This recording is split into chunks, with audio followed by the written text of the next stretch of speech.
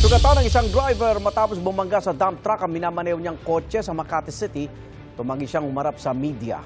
May unang balita si EJ Gomez.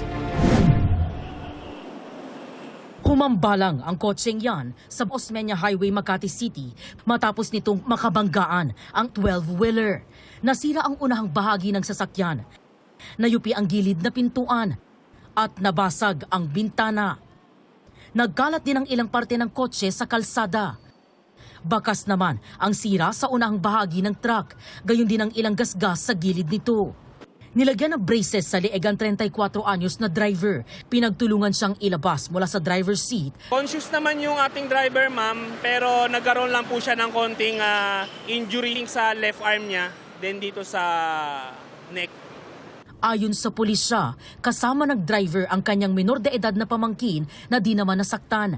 Bigla na lang daw pong sumingit yung kotse without knowing siguro na approaching din yung truck.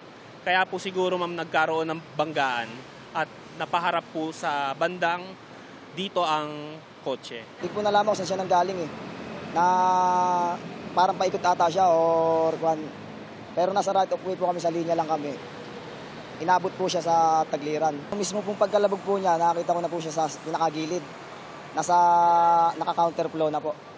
Bagal lang po yung takbo ko. Sinubukan ng GMA News na kunan ng pahayag ang driver ng kotse na isinugod sa ospital pero tumanggi siyang humarap sa media. Kwento ng kapatid ng driver, magka-convoy sila ng kotse nang mangyari ang insidente.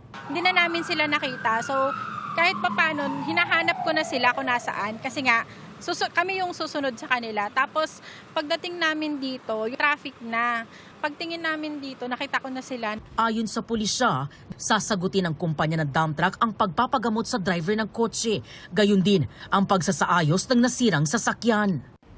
Ito ang unang balita. EJ Gomez, GMA News.